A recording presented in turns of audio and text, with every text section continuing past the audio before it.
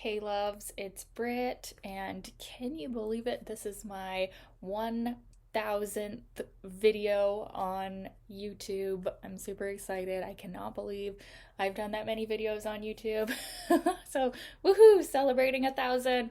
And this is something you guys have been wanting me to talk about for a while is the North Node in the houses in Synastry. So, starting a new series here, North Node in the first house in Synastry. So, whenever we're talking about the North Node, we're really actually talking about the North Node, which is always opposite to the South Node. So, this video is also going to be about the South Node in the seventh house in Synastry, because you cannot have one without the other, right? Because they're always exactly opposite. So, this is a really nice overlay to have. The first house person can feel really seen by the node person. The north node person is really checking out the house person because, on some level, the way that the house person is just being themselves, right? Even their physical body is an attraction point, but it's more so just their natural self expression energy, how they just are, how they be, right? Is very alluring, attractive, intimidating to the North Node person, but not as much as other aspects to the ascendant, like North Node exactly conjunct the ascendant. That can be more intimidating. If it's, just in the first house, but not conjunct to the ascendant, it's less pressure for the North Node person to really gain the lesson here, because this is a lesson. Wherever we're having the North Node in anyone's house, we're learning a lesson from this person on, our North Node, and they're learning a lesson too about that area of life for them. So this one, the ones that are going to be the most significant, of course, are going to be the angular houses, although they're all significant, but this one might be the most significant as far as the house person and their visible appearance, right, as represented by the first house, is really pulling the North Node person forward into their destiny. The North Node in someone's birth chart is really a part of their destiny and what they're really here to master, right? And it's always directly opposite to the South Node. So in this case, the South Node is in the seventh house of the person as well. So you could even say, and I don't know if this is going to be a true 100% of the time, you'd have to do a past life meditation on it, but you could say that these people have had some sort of relationship in a past life with the South Node in the seventh house. This could feel like a carryover from a previous lifetime. There is comfort here as much as it also challenges the node person to be more of their North Node. They also do feel a real natural partnering energy with the house person.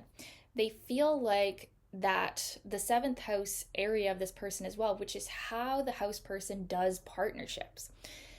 They feel a real harmony with them, and the house person feels the same thing. They feel like they naturally want to partner with the node person. They want to have some sort of relationship. They definitely can be checking them out equally. So we're both checking each other out a lot here. There's definitely a lot of staring and a lot of whoa, is this my soulmate? If there's other contacts that would strengthen this, there can definitely be a lot of looking at each other whoa, this person is it. And I actually do think this is a pretty good indicator of compatibility, because we have this seventh house, first house thing going on here. So the way that the house person acts, the way that they do all relationships is really affecting the node person in a significant way. So if they have a planet on either side, of the node person's nodes, this is going to even make this more powerful. Okay. And that's a whole nother video. I have a video on that, by the way. It might be a little bit hard to find. I think if you go to my nodes synastry videos, you should be able to find it. But I do have a video on that. It's called When You Have an Opposition on Someone's Nodes, because that is a whole thing. That's a whole thing. Now, you may not have that in this case, but if you do, it definitely strengthens this. It makes it even more powerful, but it's already a pretty good indication that there is going to be some sort of attraction here. Now, the North Node person is definitely getting a taste of what they need to be more like. So you want to look at the sign of the North Node person, and they're really feeling that energy from the house person. The house person just naturally embodies it, even if it's not the sign of the ascendant, but it's just still in the first house there. The house person is really naturally embodying this energy.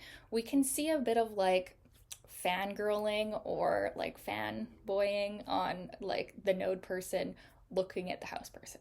They can definitely feel like a bit of a fan. They are a fan of this energy, and they are right to be a fan of this energy because it is helping them. It is helping them be more of what is for their highest good to be. But at the same time, unless they have a planet on the North Node or something, the house person is doing it in such a way that it's actually like comforting for them. So it's not as uncomfortable as other North Node contacts because, like I said, we've got the South Node falling in the 7th house. So there's natural partnering. There's maybe even a past life relationship here. There's something going on here that could very well be real as far as a friendship, any type of relationship, a romantic relationship. There's something going on here that is helpful for both people. And as the house person, yeah, like I said, you can feel very seen by the node person. They are really watching you in awe in some cases. And you can feel that even if they don't say anything. You feel the eyes on you. Like, this person likes me. Or they're a fan. Or they're definitely really seeing me. So I've had this a lot. So North Node and Aries people, I get this from. And because my first house is Aries. And it definitely, I've had some good collaborations with people with these nodes, friendships, just general likability with each other. So I think that this is a really nice one. Now, when it's been my North Node into you, Scorpio ascendants, that's a bit more intense. So you have to look at the sign too that this is taking place in, the sign of the nodes, right? But this still the same energy is there of like this, ooh, as the node person, you have something that I need. And I might not like it all the time. I might not even want to need it. I would rather not, because sometimes about the nodes, especially the North Node, right? It's like you need it, but it's so scary at times. You don't want to go there. And this house person is just being it so naturally without thinking. And so it creates this fascination and attraction. And yeah, in other types of relationships, fangirling, right? You're definitely seeing each other and something is being activated and it is for good. It is for your highest good and destiny. This isn't an indicator of long-term compatibility. You have to look at the whole synastry, but there's definitely something worthwhile being activated here that's going to actually help both of you.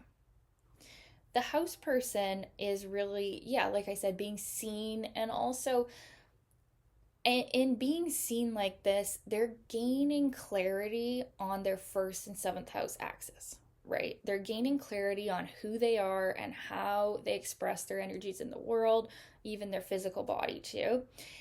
And also their relationship tendencies, because you can't have one without the other. We're having these nodes hitting the first and seventh house.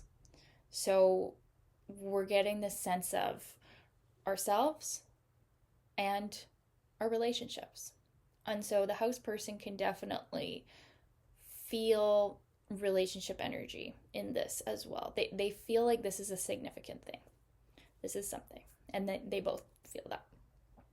So yeah, it's a pretty interesting one. I actually do think that it is a pretty good indicator of compatibility, but it can't be like the only thing, right? It's a strong indicator, but it has to also show up with like other indicators as well. But yeah, I'd love to hear your thoughts, you guys. If you've had this one, what has it been like for you? I'd love to hear about your experiences. And thank you so much for requesting this, you guys, and, making me able to do my 1000th video here. I'm really excited about that as well. And there will be many more to come. I'm not stopping at 1,000. That is like, we're just getting going. There's going to be like 10,000 or more by the time I'm done. Well, I'll never be done. You guys, I'll never be done.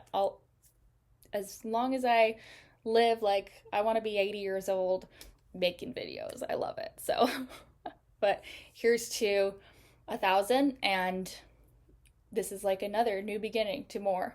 So, yeah, I might even do another video today, but we'll see. Okay. Love you guys. Thanks for watching. Bye.